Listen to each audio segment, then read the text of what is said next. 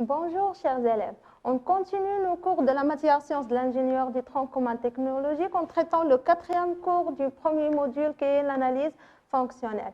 Afin d'appréhender cette démarche, notre cours s'appuie sur le plan suivant. On commence par une mise à jour, puis on définira la notion de l'analyse fonctionnelle. Par suite, on présentera le produit support qui est la tondeuse à gazon sur lequel on va appliquer cette démarche. Puis on parlera des outils de l'analyse fonctionnelle externe qui sont la bêta-corne et le diagramme des interactions. Et on parlera aussi des cahiers des charges fonctionnels. On traitera aussi les outils de l'analyse fonctionnelle interne qui sont le FAST et SADT. On parlera aussi de la démarche du projet et on terminera notre cours par la chaîne fonctionnelle. Pour concevoir ou étudier un produit, il est primordial d'avoir une vision claire des objectifs de son existence, de l'environnement dans lequel il peut évoluer, ainsi que les fonctions qu'il doit assurer. Aussi simple qu'elle soit, l'analyse fonctionnelle offre des outils assez puissants pour arriver à cette fin. En fait, la mise sur le marché d'un produit nécessite, avant le lancement du projet de production, une analyse du besoin. Cette analyse qui constitue la première étape du cycle de vie d'un produit, comme on a vu précédemment, commence par la saisie du besoin par le biais des idées, des études de marché ou des insatisfactions du client. Puis, on doit énoncer le besoin, c'est-à-dire le formuler d'une manière claire et nette. Et par suite, le valider pour décider sur la possibilité de continuer ou arrêter l'étude du projet visant à créer un nouveau produit ou améliorer un produit existant. Si le besoin est validé, donc on procède à l'analyse fonctionnelle. Si le besoin non validé, on essaie de l'énoncer à nouveau ou bien l'abandonner carrément. En fait, la validation du besoin consiste à répondre aux questions suivantes. Premièrement, pourquoi le besoin existe-t-il? Donc, en cherchant la raison et le but, cette question vise à valider l'effet de l'utilisation du produit sur la matière d'œuvre.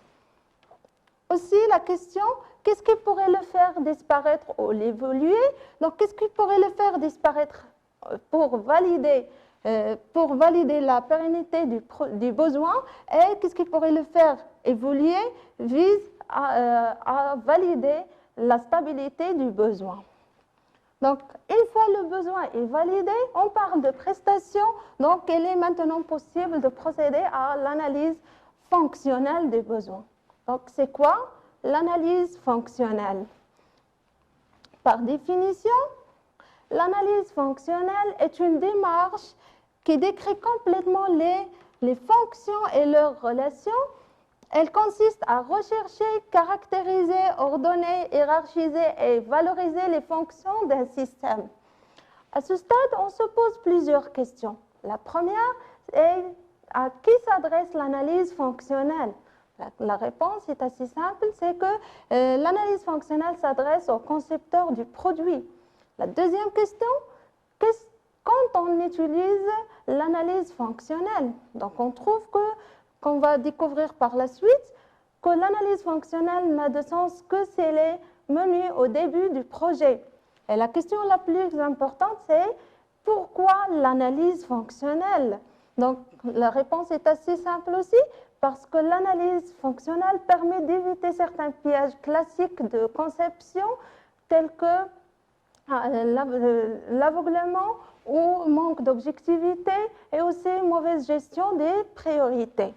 Donc, commençons par la suite à présenter le système sur lequel on va appliquer cette démarche qui est l'analyse, qui est la tondeuse à gazon.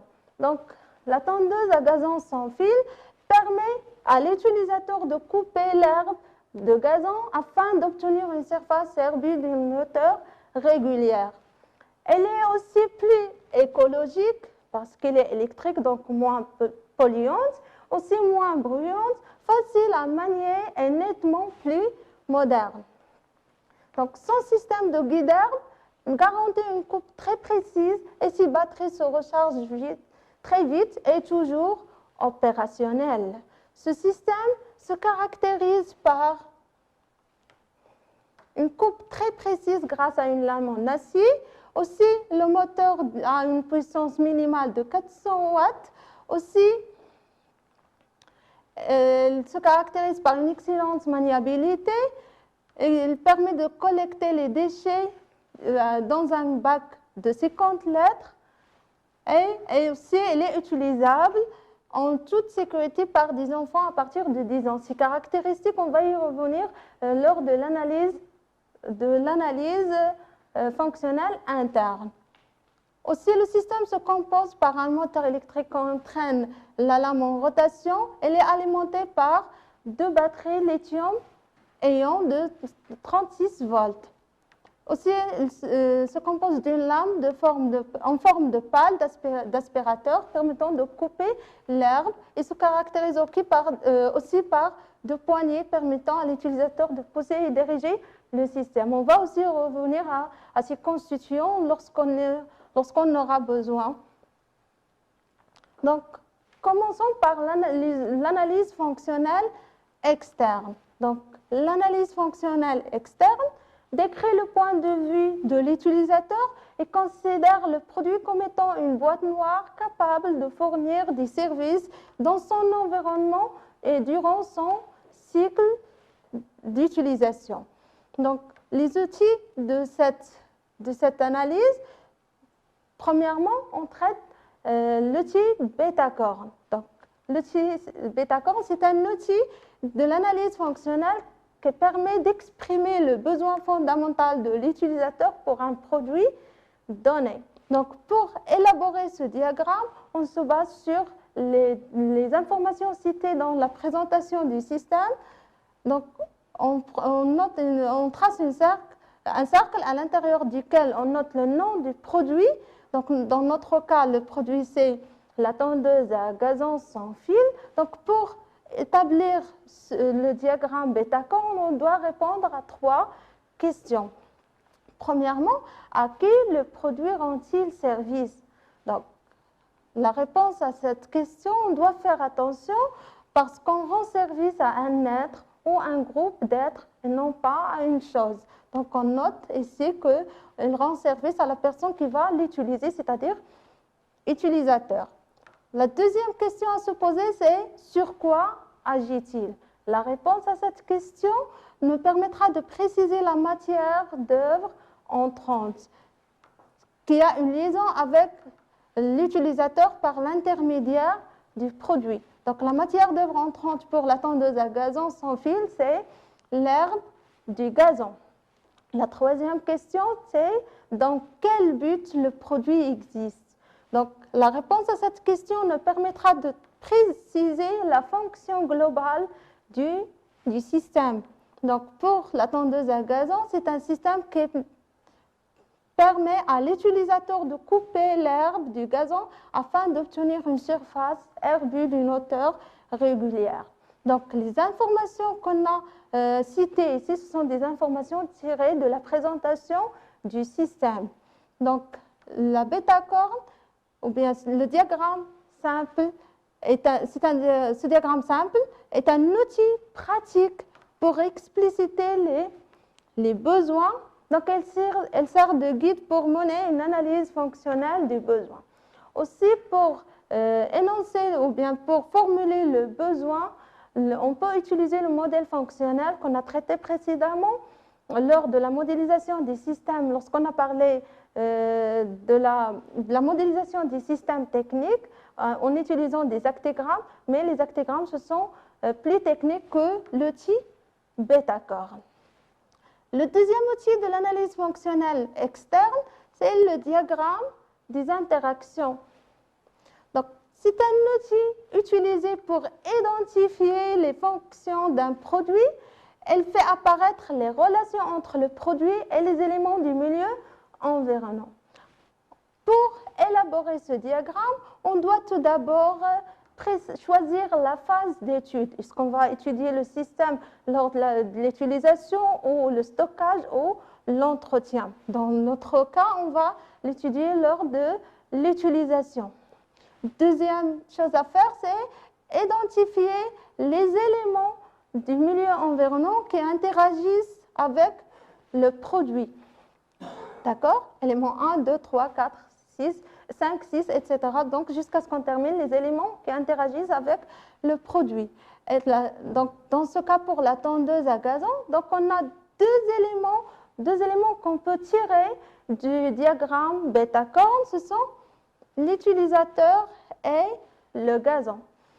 Aussi, on peut citer d'autres éléments tels que les voisins, les batteries, c'est-à-dire la source d'alimentation du système, et l'environnement, parce que la tondeuse à gazon va travailler dans plusieurs conditions. Donc, soit qu'on aura par exemple l'eau sur l'herbe du gazon, donc il va provoquer des problèmes. Donc, on va intégrer l'élément de l'environnement.